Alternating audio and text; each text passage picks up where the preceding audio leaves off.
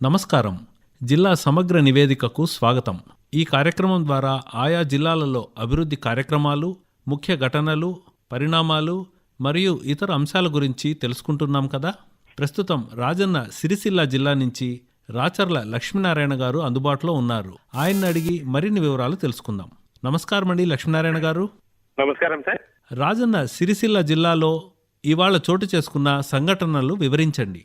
రాజన్న సిరిసిల్ల జిల్లాలో ఇటీవలి కాలంలో చాలా సంఘటనలు చోటు చేసుకున్నాయి. ముఖ్యంగా జిల్లాలో పార్లమెంట్ ఎన్నికల్లో విధుల్లో పాల్గొనే సిబ్బంది వివరాలు పక్కాగా నమోదు చేయాలని, ఎన్నికల ప్రక్రియలో సిబ్బందికి విధులు కేటాయించేందుకు వీలుగా అన్ని వివరాలు సక్రమంగా ఆన్లైన్ లో నమోదు చేయాలని రాజన్న సిరిసిల్ల జిల్లా కలెక్టర్ అనురాగ్ జయంతి అధికారులను ఆదేశించారు. అలాగే నాణ్యమైన ఓటర్ జాబితానే లక్ష్యంగా అధికారులు ముందుకు వెళ్లాలని ఆయన సూచించారు. అదేవిధంగా జిల్లాలో జాతీయ మహిళా దినోత్సవాన్ని సరోజినీ నాయుడు జయంతి సందర్భంగా జిల్లా కలెక్టరేట్ లో జిల్లా మహిళా శిశు సంక్షేమ, దివ్యాంగుల వయోవృద్ధుల శాఖ ఆధ్వర్యంలో ఘనంగా నిర్వహించారు. వేసవిలో ఎలాంటి ఇబ్బందులు కలగకుండా తాగునీటికి అన్ని గ్రామాల్లో నిత్యం సరఫరా చేసే విధంగా పకడ్బందీ ప్రణాళిక సిద్ధం చేయాలని అధికారులను జిల్లా కలెక్టర్ అనురాగ్ జయంతి ఆదేశించారు. అదేవిధంగా జిల్లాలో అన్ని శాఖల అధికారుల సమన్వయంతో పల్స్ పోరే కార్యక్రమం విజయవంతమైంది. రాజన్న సిరిసిల్ల జిల్లాలో ఇంటర్మీడియట్ పరీక్షలు పకడ్బందీగా నిర్వహించారు. 10వ తరగతి పరీక్షల నిర్వహణకు పకడ్బందీ ఏర్పాటు చేశారు. జిల్లాలోని వేములాడ అర్బన్ మండలం అనుపురంలో ముంపు గ్రామాల మహిళలకు కుట్టు శిక్షణ, మిల్లెట్స్ ఫుడ్ తయారీపై శిక్షణ కార్యక్రమాన్ని ప్రభుత్వ విప్ వేములాడ ఎమ్మెల్యే ఆది శ్రీనివాస్, జడ్పీ చైర్మన్ నాలకొండ అరుణలు ప్రారంభించారు. జిల్లాలో ఉపాధి హామీ యాక్షన్ ప్లాన్ సిద్ధమైంది కదా, ఆ వివరాలు తెలపండి. ఉపాధి హామీ పథకంలో 2024-25 ఆర్థిక సంవత్సరానికి సంబంధించి రాజన్న సిరిసిల్ల జిల్లా అధికారులు యాక్షన్ ప్లాన్ సిద్ధం చేశారు. జిల్లాలో 2024-25 ఆర్థిక సంవత్సరానికి సంబంధించి కూలీల బడ్జెట్ రూపకల్పనలో జిల్లాలోని 255 గ్రామాల్లో గ్రామ సభలు నిర్వహించి పనులను గుర్తించారు. జిల్లాలో జాతీయ గ్రామీణ ఉపాధి హామీ పథకంలో 97,000 జాబ్ కార్డులు, 1,98,000 మంది కూలీలు ఉన్నారు. రాజన్న సిరిసిల్ల జిల్లాలో ఈ కేవైసీకి లబ్ధిదారుల స్పందన ఎలా ఉంది? అర్హులైన లబ్ధిదారులకు పారదర్శకంగా సంక్షేమ ఫలాలు అందాలనే ఉద్దేశంతో కేంద్ర ప్రభుత్వం ఈ కేవైసీ కస్టమర్ విధానాన్ని తెచ్చింది. రేషన్ కార్డుల్లోని కుటుంబ సభ్యుల వివరాలను ఈ పాస్ తో వేలిముద్రల ద్వారా నవీకరణకు అవకాశం కల్పించింది. రేషన్ కార్డుల్లోని లబ్ధిదారుల వేలిముద్ర సేకరణకు ఫిబ్రవరి నెలాఖరుతో గడువు ముగిసింది.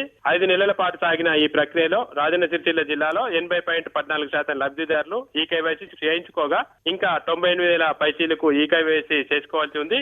జిల్లాలో ప్రజాపాలన 6 గ్యారంటీల అమలుకు అధికారులు తీసుకుంటున్న చర్యలు ఏమిటి?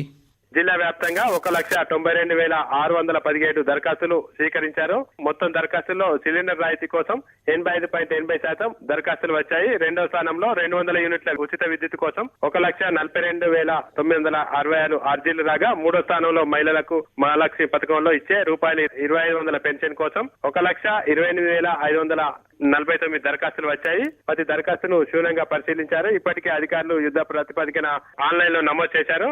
ఎల్ఆర్ఎస్కు ప్రభుత్వం గ్రీన్ సిగ్నల్తో దర్గా అధికారులకు ఊరట లభించింది కదా, ఆ వివరాలు తెలపండి.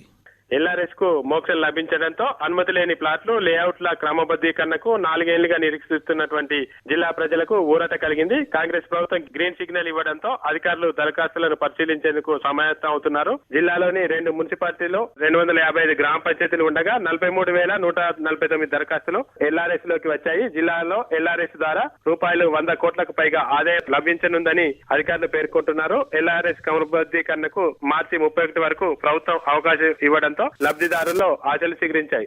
సిరిసిల్ల వస్త్ర పరిశ్రమలో సంక్షోభం తలెత్తింది కదా, ఆ వివరాలు తెలపండి. సిరిసిల్ల వస్త్ర పరిశ్రమలో సంక్షోభంతో నేతన్నలు ఇబ్బందులు ఎదుర్కొంటున్నారు. పనులు లేక పస్తులుంటున్నారు. ఉపాధి కల్పించాలని పాలకులను, అధికారులను వేడుకుంటున్నారు. పట్టించుకోవడం లేదని ఆందోళన బాట పడుతున్నారు. మరోవైపు పవర్లూమ్ కార్మికుడి ఆత్మహత్యతో కార్మిక కుటుంబాల్లో ఆందోళనకు గురిచేస్తుంది. రాష్ట్రంలోని అత్యధికంగా సిరిసిల్లలోనే దాదాపు 26 నుంచి 30,000 వరకు మరమగ్గాలు ఉన్నాయి.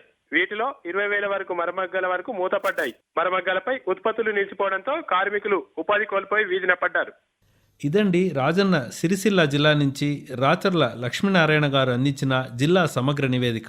మరో రోజు మరో జిల్లా నుంచి సమగ్ర నివేదికను విందాం. అంతవరకు సెలవు. నమస్కారం.